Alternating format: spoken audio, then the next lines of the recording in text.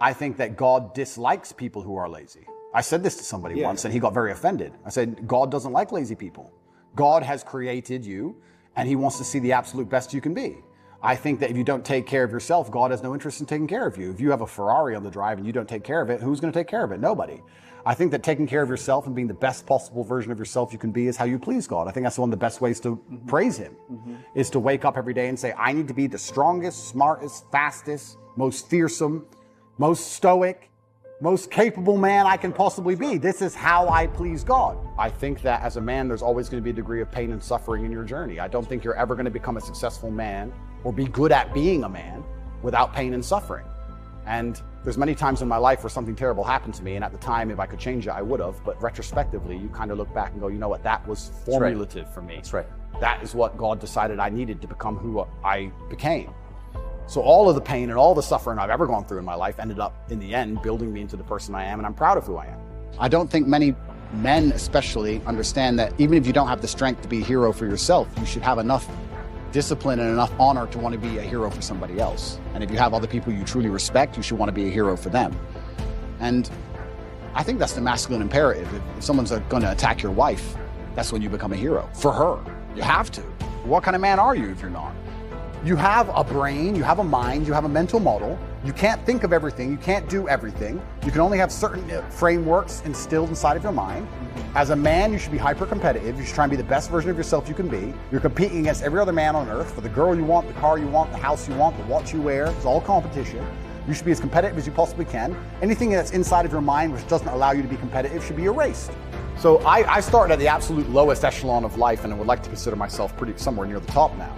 I've been through absolutely every stage. So when I say to men, you can become anything you want, and my answer to you is masculine excellence. There's no other answer. I can't tell you how to rig the game and cheat the game. If we're all racing a race and I have a Ferrari and you have a Nissan, I mean, sure, you can get a bit better at driving, but you're probably going to lose. You have to get a better character to play this game of life.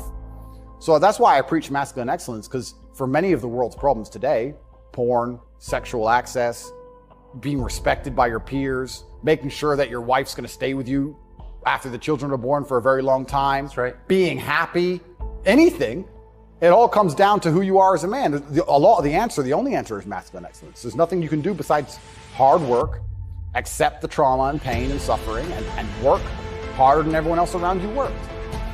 We have a men's mental health crisis. Young men are disenfranchised. The suicide rate amongst men is much higher than women, and everybody pretends to care.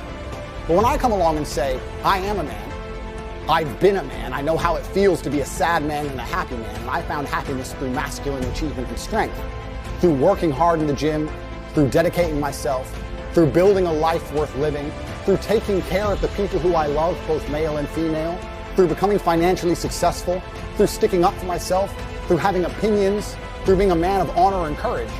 When I do these things, I'm ostracized, and they're attempting to destroy my life.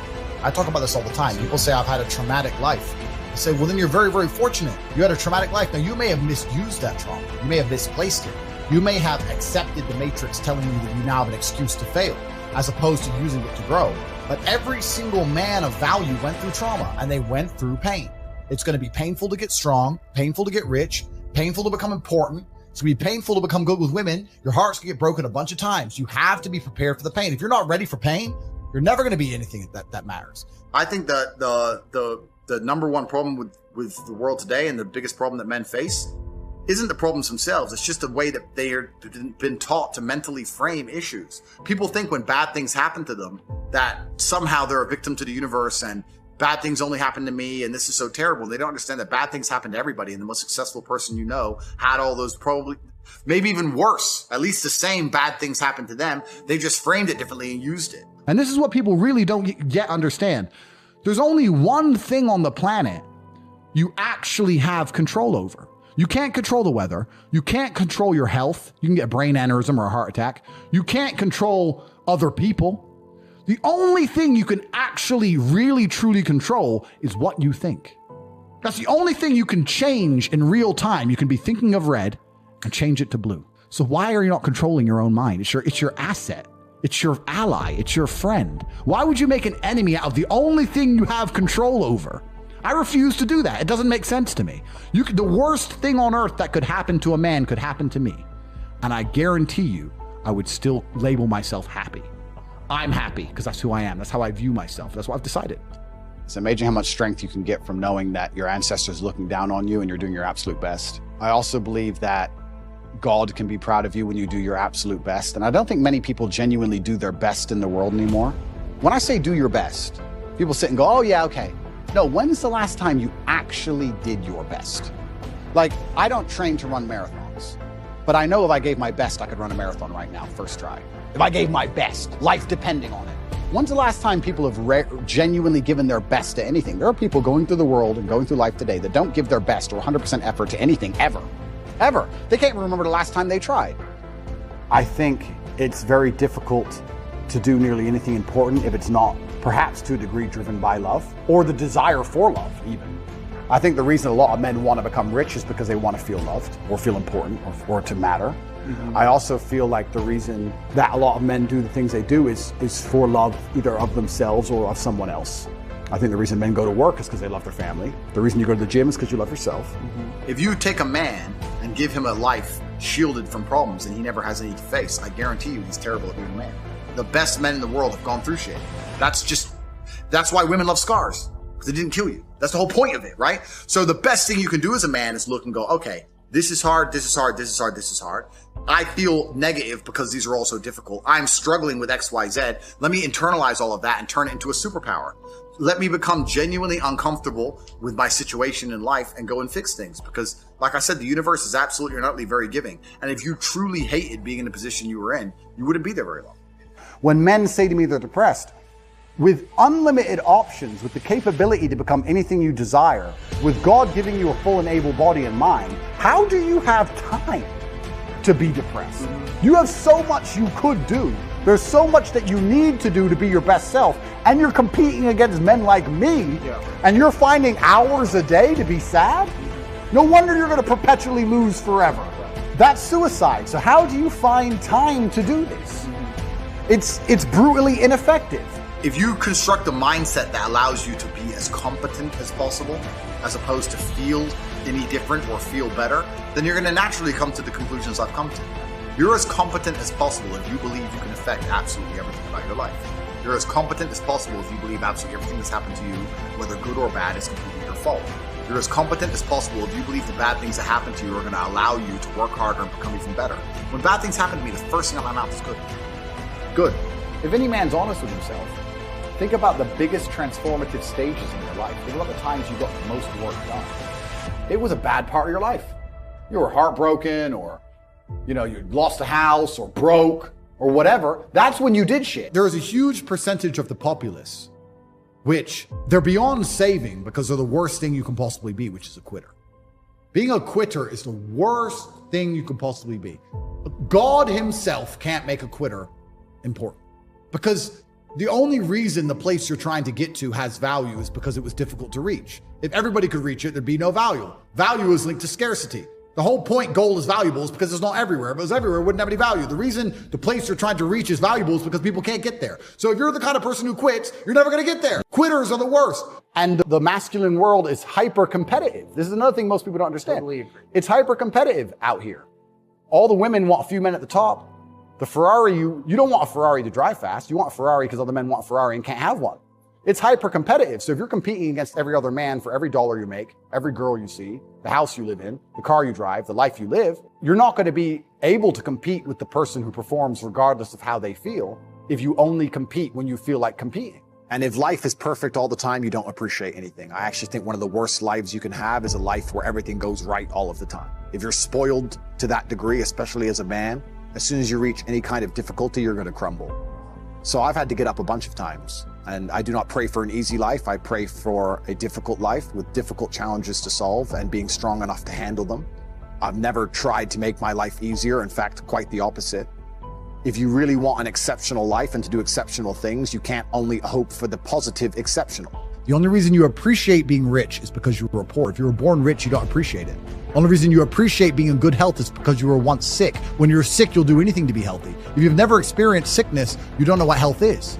There is no light without dark. Perhaps I'll be a happier person and live a more fulfilled life and enjoy my fantastic benefits that come with wealth if I do go.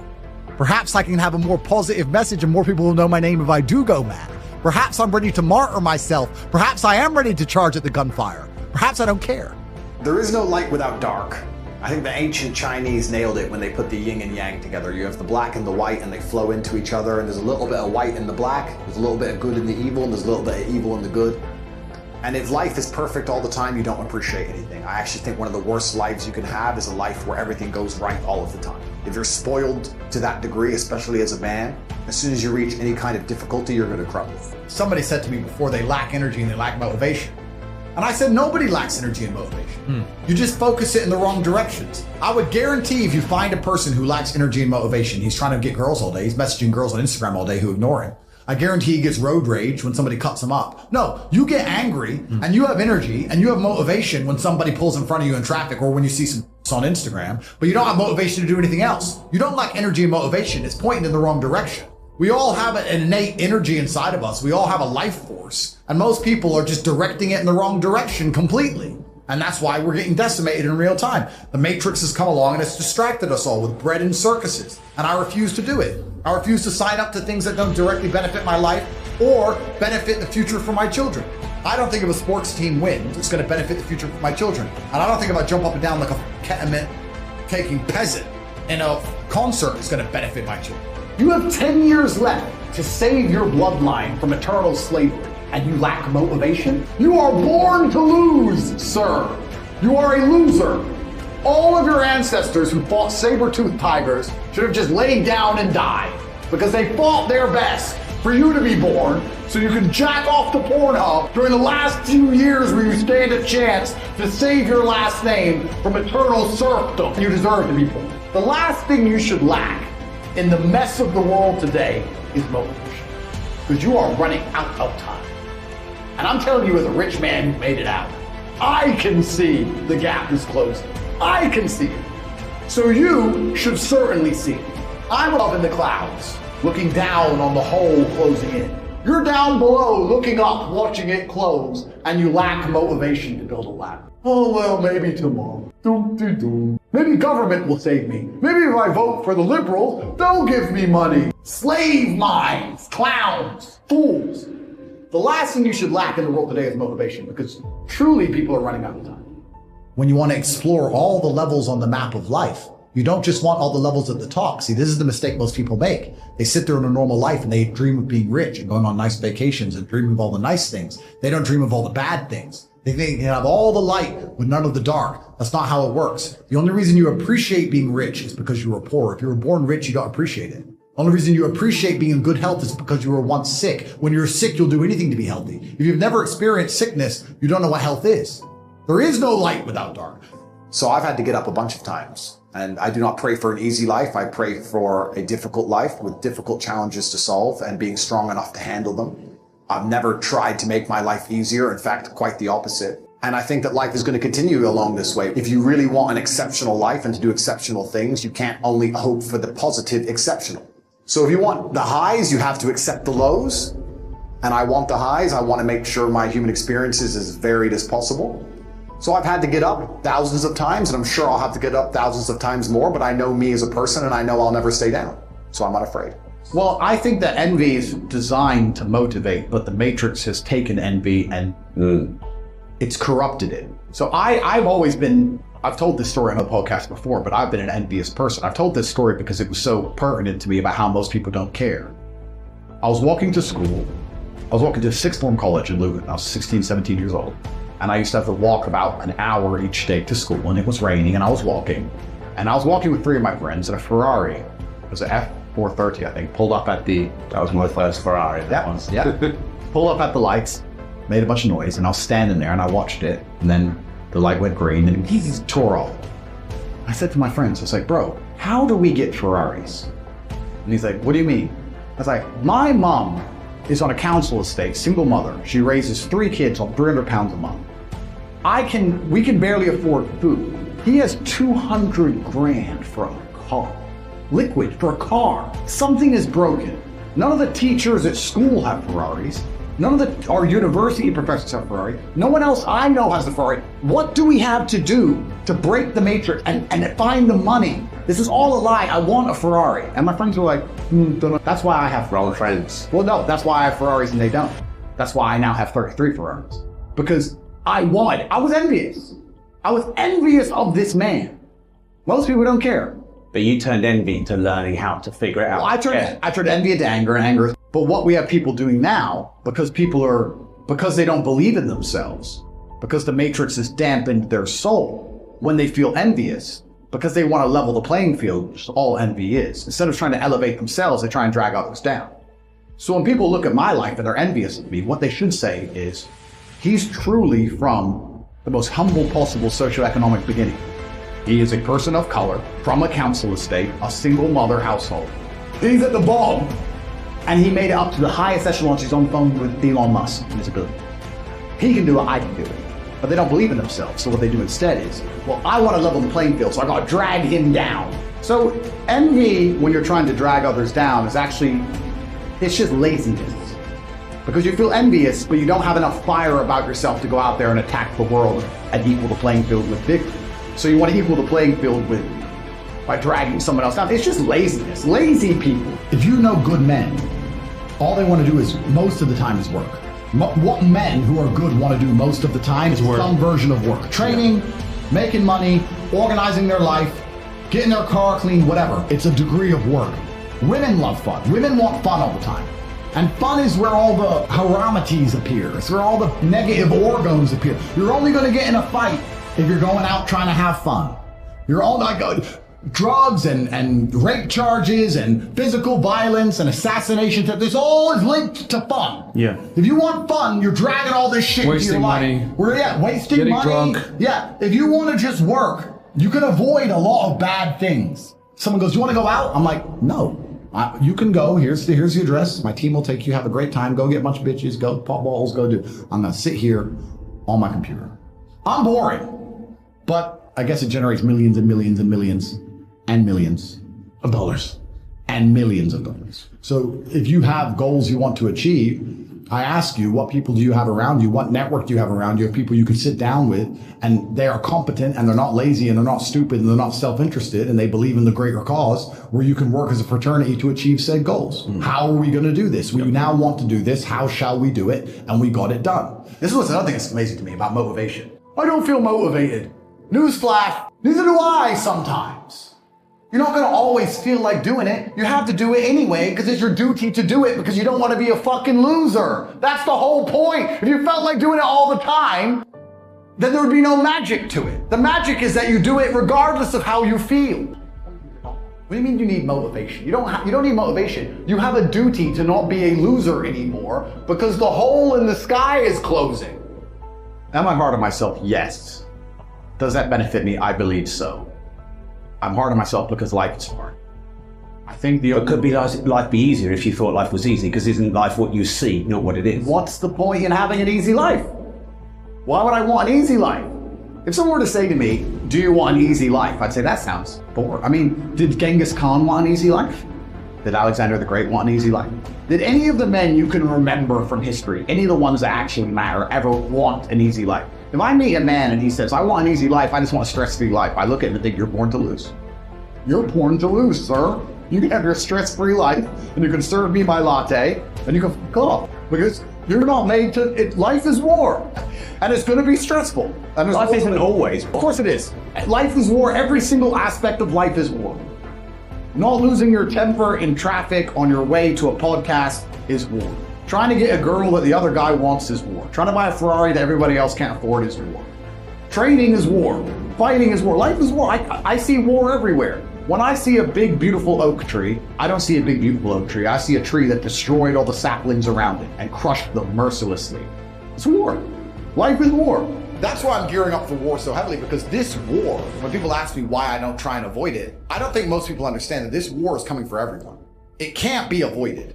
You're either going to become someone like me who's fighting against it, the counterculture, or you're going to buy into it and be a victim of it. I don't think any man who wakes up and accepts the garbage that the Matrix tells them, that yeah, it's okay to be depressed, like we just talked about. Yeah, you should be running around doing perkies and Adderall and consuming porn and sleeping with a bunch of hoes, and yeah, go to school and get an education and get in debt, and then go get a mortgage and get in debt, and then 9 to 5 and just slave away, and you'll be retired when you're 74, it's gonna be fine. All the things they push, all the standardized mechanisms that a man's supposed to live his life by, I believe lead to crippling depression and sadness anyway. I don't think that makes anyone happy. Let me see. Dude, how do you have so much energy? Because I don't waste my life force. I haven't been to any stupid concerts. I don't take any stupid drugs. I'm not smoking weed like an idiot. I'm not cheering for a sports team. All of my life force is inside of me so I can master the 7 styles of Aikido and tell the conservatives they're fucking dorks. Nerds. That's why they're all nerds. They're nerds. I'm full of life force. I'm the man who will struggle to the end. I'm that guy. If an alligator were to get hold of me, not only would I snap its neck, but let's imagine 20 alligators got hold of me and they got lucky and somehow managed to decimate me until the last second where I lost consciousness, I would be snapping necks of alligators. To the last second, I refuse to die. I'm that guy. I don't waste an ounce of my life force on anything that's unimportant. Ever. So I refuse to be distracted. The Matrix wants to distract me. They've identified me. They're like, Andrew Tate is a threat. He's full of power, and he believes in God, and he's a slick talker, and he motivates people, and he has a bunch of money, and he's big and strong and tall and handsome and charming and interesting. He's got a Long Johnson. We have to distract this man. We have to give him something he's interested in outside of fighting the Matrix. And they're trying to come at me with all these beauty queens and these sponsorship contracts, and I'm resisting it all. No. I have a mission, and I'm on the mission. We're talking to the people. It must be animated. We have a job to do. We must let the people at home know that enslavement's coming for their entire life and their bloodline unless they resist. Stop watching the fucking Super Bowl. Stop going to stupid concerts, and instead be motivated about your family's future. You're going to feel happy as a man when you feel respected and needed. You need a purpose. People need to need you alive. If you're the kind of man who everyone's life can function perfectly fine if you get struck by lightning, then you're not going to feel happy. You're going to feel happy when you realize that people need you. And for them to need you, you have to be useful and you have to be competent. And whether that's children or your girlfriend or your parents or anyone else who cares about you, I think living for other people is one of the most beautiful things a man can do because it gives you a purpose, a higher purpose. And most of the men out there who live normal lives do exactly that. Why do they work jobs? They work jobs for other people. They don't do it for themselves. They don't even keep most of the money. It goes on the kid, the wife, the house, and they're taking care of others. And that's a masculine imperative God has instilled in us, and it's a beautiful thing. And I think if you're going to do that, you may as well do it for your own offspring. Who else are you doing it for? My favorite food is pride. I do, and I don't know if that's a bad thing, but I love when my woman comes to me and goes, you know what? You just fix everything. They had you in jail. You were supposed to be done. They're lying about you all over the MSM. They're saying you're a human trafficker. They stole all your money. They froze all your banks. Why am I on a jet with roses? Because I'm the top G. That's why. Because I'm that guy. She's like, you've just never failed. I've never seen you fail. I said, correct. I do not fail. So when I see somebody who doesn't have what they want, I know they haven't tried their hardest. And that's a constant universal fact. I've never seen somebody truly dedicate themselves to anything and fail. I've never seen anybody truly try and fail in history ever. So I wake up and go, let me do the math. If I never worked again, I could spend $422,000 a day for this. I have all the cars. Do I need to go? You know, maybe I'll have a coffee. Let me try and chill out. Within 22 minutes I'm out. There's nothing else to do. There's nothing else to do. And I can't stop myself working as a person who doesn't need money. And then there's people with no money who don't. It blows my mind. Which is why the winners are winners and the losers are losers. Losers do a little bit of work and rest. Winners work as hard as possible and worry they're not working hard enough. It's just a separation of personality types. And it's almost like you can't save these people. So am I hard on myself? Yes. Will that change? No. Life is war. Life is hard. You're supposed to be hard on yourself. Perhaps most men would benefit from being a lot harder on themselves. I think I see a lot of men coming up with a lot of excuses for permanent failure. I see it all the time. Why? I can't pay my bills. Okay, cool. Why? Oh, you know, because it's hard. It's all just sympathy bull. I don't want to hear it. It's garbage. It's hard. It's hard for everybody, and you're gonna have to just be harder on yourself and pull it off, or fail. And don't talk to me. Bro, I don't know what to say. I don't want to come across as a psychopath, but It's like life is difficult. I made this decision to be this man, and I understood exactly what it comes with. And a lot of people at the bottom see all of the benefits. They see our cars, see the private jets, they see the girls, they see the status, and they want all of that, but they don't want the negatives, and that's why they're never going to get it. Yep. Because on your way up, you're going to start getting hit with the negatives, you're going to be derailed. There's no way to get to the top without dealing with monumental levels of stress. I often say the reason a lot of people don't have the things they want is they couldn't handle the things they want. They couldn't handle the life that is required to get the things they want.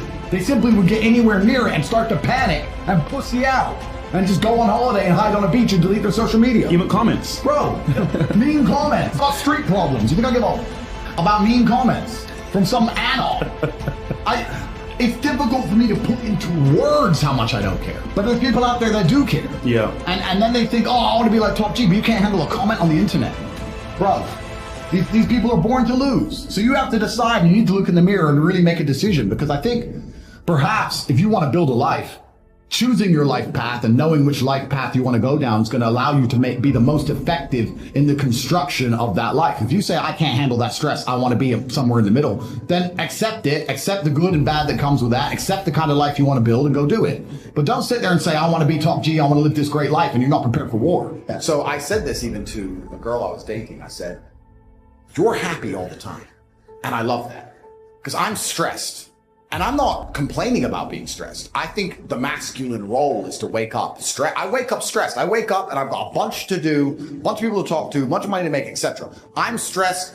I'm not miserable, but I'm certainly concerned all of the time. I'm focused all of the time. I'm always busy. I have a lot going on. I'm never relaxed. I'm never at peace. That's not who I am as a person. I think that you're supposed to be stressed. But I actually love feeling stressed. I do best when I'm pushes you. I've had 87 professional fights. For about 3 of those fights, for some reason, I wasn't nervous. And it really bothered me. So why am I not nervous? I like feeling nervous. I like being stressed. I fight better. I react quicker. Have you ever been jumped, like you get scared, someone jumps out at you? That's when you're the fastest you've ever been. Yep. So I think stress is a fantastic motivator. It's a beautiful thing. And my stress comes from the fact that I don't have enough. But is it for me? Or is it for just being able to care about all the people I care about? If you don't have the mental control to force yourself to do push-ups, or force yourself to be happy and distract yourself with something asinine, or force yourself to change your own thoughts, you're going to sit there in a cycle of depression and sadness. I think one of the only things in life you truly have control over is your state of mind. You can't even control if your heart keeps beating. It can stop anytime it wants. You can't control the weather. You can't control if the police bust your door down. You can't control if the Matrix decides to coordinate all of the media in the world to say you're something you're not. You don't have control over much, but you do have control over your state of mind and how you react to things. And I see God in all things. I see God in all outcomes and all situations, and I believe that He is the best of planners, and He is giving us tests for us to learn and grow. And I never allow my state of mind to betray me. I've never lost control of my head. I've never felt depressed. I've never felt sad. I've never felt sorry for myself. I've never been able to get rid of a thought I didn't want to get rid of. And I think that we live inside of our own minds, and as long as you control your mind, you get to control your reality. So I don't think I've ever lost control. And I don't think I ever will lose control. No matter what happens to me, I'll always control my mind and control how I view it. And I view all things as a positive, no matter how negative they seem. I see the positive in everything, and I see the lesson in everything, and I see God in everything. So for that reason, I will confidently state I've never lost control, because all that we have is our state of mind, and I own mine.